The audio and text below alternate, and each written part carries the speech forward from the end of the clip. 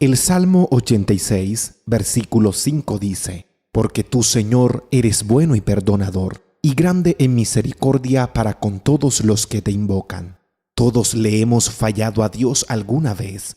Fallamos a su palabra, fallamos en sus caminos. Cuando pecamos le ofendemos, entristecemos al Espíritu Santo, desperdiciamos tiempo lejos de Dios, desperdiciamos nuestra vida y todo lo que Dios nos da. Cuando pecamos, defraudamos a otros, les hacemos daño, avergonzamos a nuestra familia, sufrimos heridas en nuestro cuerpo, en nuestra alma, y nos toca llevar las consecuencias de lo que hicimos mal. Cuando le fallamos a Dios, sentimos vergüenza, nos invade la inseguridad para acercarnos a Él y nos entorpecemos al orar, ya que no sabemos si Dios nos recibirá, escuchará y perdonará. El problema de muchos al orar cuando le fallamos a Dios es que no sabemos sobre qué fundamentar nuestra oración. Y si no lo sabemos, no sabremos qué decir. Yo no haré una oración para que la repitas. Lo que haré será darte fundamentos para que tengas razones y sepas cómo dirigirte a Dios si le has fallado. Respondamos la siguiente pregunta: ¿qué nos lleva a fallarle a Dios? Hay varias cosas por las cuales le fallamos. Dentro de ellas están el temor, la inseguridad, las necesidades, la pérdida de algún bien, nuestras debilidades, momentos de angustia y peligros, y le fallamos a Dios por falta de temor a Él. Cuando le fallamos a Dios, comenzamos a sentir que nunca más podremos acercarnos a Él, ya que hemos hecho algo terrible. Sentimos que el pecado ha establecido una brecha entre Dios y nosotros, y comenzamos a sentirle distante. Comenzamos a sentir que no valemos nada. Y aún sabiendo que somos hijos de Dios, sentimos que ya no daríamos un centavo por nosotros mismos. Muchas veces no nos deja acercarnos a Dios un falso concepto de nosotros mismos. Te pregunto, ¿quién te considerabas para nunca fallar? ¿Acaso no somos simples mortales a quienes la Biblia llama vasos de barro? ¿Pensabas y creías que ya eras perfecto para no fallar? ¿Acaso comenzaste a pensar que eras mejor que otros? ¿Se te olvidó que para mantenerte en pie necesitas de una constante dependencia de Dios? ¿Se te olvidó que Dios te amó aún sabiendo de tus futuras faltas? A continuación mencionaré dos ejemplos importantes que nos ayudarán a saber que lo más importante después de fallar es acercarnos a nuestro Padre Celestial con la seguridad de su perdón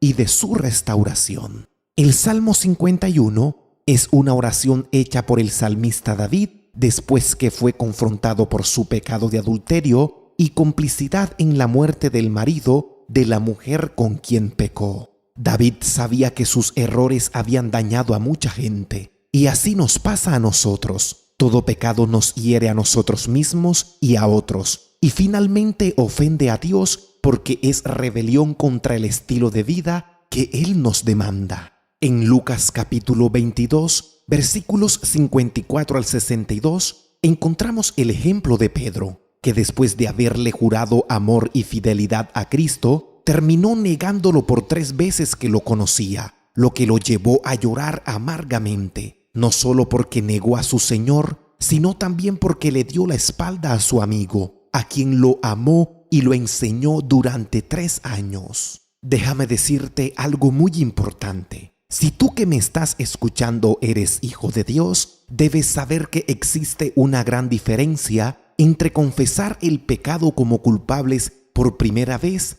y confesar el pecado como hijos de Dios. Hemos sido lavados de una vez y para siempre por la sangre de Cristo, pero nuestros pies todavía necesitan ser lavados de la profanación de nuestro diario caminar como hijos de Dios. La naturaleza enseña que el deber de los hijos que cometen faltas es confesarse ante su Padre terrenal, y la gracia de Dios en el corazón nos enseña que nosotros como sus hijos tenemos el mismo deber ante nuestro Padre Celestial. Cuando David se sintió impotente por haber pecado, no se cruzó de brazos ni cerró sus labios, sino que fue rápidamente al trono de la gracia de Dios, procurando que su corazón y su espíritu fueran renovados. Las lágrimas de Pedro reflejaban un profundo arrepentimiento por haberle fallado a su maestro. Las vidas de estos hombres no fueron marcadas por haberle fallado a Dios, sino porque habiendo fallado, no se alejaron de Él, sino que se acercaron arrepentidos, deseando una vez más estar a paz con Él. Te pregunto, ¿tienes una intención sincera de apartarte del pecado? Tú dirás, ¿pero para qué si siento que Dios no me perdonará? Pensar que Dios no nos perdonará no nos permite disfrutar de muchas cosas que Él tiene para nosotros. Hay una esclavitud que viene al sentir que Dios no nos perdonará. Nos sentimos condenados por este sentimiento. Nos sentimos rechazados y condenados por Dios. Pero esa no es la forma de Dios relacionarse con sus hijos, ya que la Biblia nos enseña que tenemos un Padre perdonador. Nosotros ofendemos y fallamos todos los días, y no debemos irnos a descansar sin recibir nuestro perdón diario. Si no lo hacemos, sentiremos que hay una distancia entre Dios y nosotros. Y para evitar esto, necesitamos arrepentirnos. Te preguntarás, ¿cómo me arrepiento? Escúchame bien. El arrepentimiento es un cambio de mentalidad en cuanto a nuestras obras para poder experimentar nuevamente una relación afectuosa con la persona a quien le fallamos. Un arrepentimiento tiene que involucrar un cambio de pensamiento con respecto a aquello en que desobedecimos a Dios. Un arrepentimiento genuino debe involucrar un cambio en el estilo de vida que llevamos. Un verdadero arrepentimiento implica confesar delante de Dios nuestro pecado en que hemos fallado. Procura que cuando ores a Dios confesando tu pecado, tus palabras sean un fiel reflejo de un espíritu humillado. Dios desea ver en nosotros un espíritu quebrantado. Dios quiere que estemos cerca de Él y que experimentemos su vida plena y completa, pero el pecado no confesado hace que esta intimidad sea imposible. Aprende en tu confesión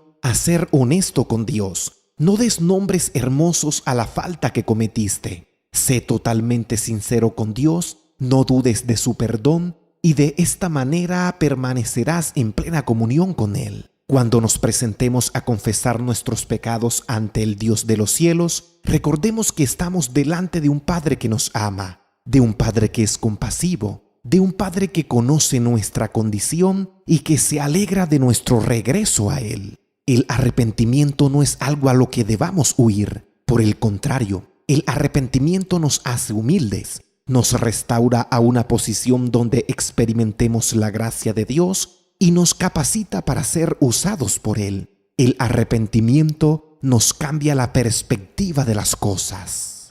Debemos siempre recordar que Dios se centra en nuestro regreso. Entonces, cuando ores, da gracias a Dios por su perdón y ten la plena seguridad de que te ha recibido. Muchos también dirán, yo he orado, pero siento que no me ha perdonado. Déjame decirte, no podemos entender el perdón de Dios si no entendemos que la motivación principal de Dios para perdonarnos solo la encuentra en sí mismo. Primera de Juan 1:9 dice, si confesamos nuestros pecados, Él es fiel y justo para perdonar nuestros pecados y limpiarnos de toda maldad. Recordemos la parábola del hijo pródigo en Lucas capítulo 15, versículos 11 al 32. El hijo pródigo no tenía nada que motivara a su padre para que le perdonara. Él le perdonaba por el amor incondicional hacia su hijo. A continuación conoceremos 6 características del perdón de Dios tomadas de la parábola del hijo pródigo que deben darte seguridad al orar y al acercarte a Dios después de haberle fallado. Primero, el perdón de Dios es constante. Esto significa que desde el momento en que el hijo pidió todo a su padre y se fue de la casa, este hombre le perdonó. El padre sabía lo que al hijo le acontecería lejos de casa, pero desde el día en que decidió irse, de antemano le perdonó. El perdón de Dios no es temporal, sino constante. Su perdón nunca se ha detenido. Segundo, el perdón de Dios es paciente. El Padre siempre esperaba el regreso de su Hijo. Dios espera el tiempo necesario hasta que reconozcamos nuestra desobediencia y confesemos nuestro pecado. Él nos espera pacientemente en el mismo lugar en que le abandonamos un día. Él no se ha alejado. Él no es quien se ha ido, sino que hemos sido nosotros quienes en ocasiones nos salimos de sus caminos. Tercero, el perdón de Dios siempre está dispuesto. Es gratificante saber que el padre del hijo pródigo salió a su encuentro para abrazarlo. Dios nunca pierde la disposición y la motivación para recibirnos en nuestro regreso. Dios siempre espera. Lastimosamente no nos acercamos muchas veces a Él, sino hasta que tocamos fondo en la vida. Cuarto, el perdón de Dios siempre es producto de su amor. Lo único que le interesaba a este padre es que su hijo había regresado, que estaba perdido y que había vuelto, y que se había restaurado la comunión entre los dos. Eso era lo que más le importaba. Quinto, el perdón de Dios es completo. Dios perdona de manera completa. Este padre no perdonó solo algunas cosas que su hijo había hecho, como abandonar la familia y malgastarlo todo. También perdonó su vida inmoral y todo lo que demás había hecho. Al venir a Dios, Él nos perdona de manera completa y no parcialmente, pues no hay pecado que la sangre de Cristo no pueda limpiar. Y sexto, el perdón de Dios es incondicional. En ningún momento el padre le pidió explicaciones a su hijo acerca de qué manera había malgastado lo que le había dado o acerca de cómo desperdició su tiempo, ya que el hacerlo no solucionaba nada y entendía que eso ahora solo hacía parte de su pasado. Por esta razón, cuando llegues ante Dios, debes saber que llegas ante un Padre amoroso que está gozoso de que hayas reconocido tu falta y quien desea perdonarte completamente e incondicionalmente por su amor. Cuando el hijo regresó, el padre lo abrazó mostrándole que lo aceptaba y lo besó confirmándole su perdón. Lo mandó a vestir, devolviéndole la posición que antes tenía, y mandó a ponerle un anillo como emblema de restitución de autoridad e hizo fiesta por su regreso. Dios nos brinda todas las garantías para acercarnos a Él y se nos revela como un Padre perdonador para que tengamos confianza al hacerlo. Muchos pensarán que lo que estoy diciendo es que podemos apartarnos de Dios, vivir como queramos y que no pasará nada, pues todo lo que Dios hará será perdonarnos. Pues no, ya que no se puede pecar sin sufrir las consecuencias.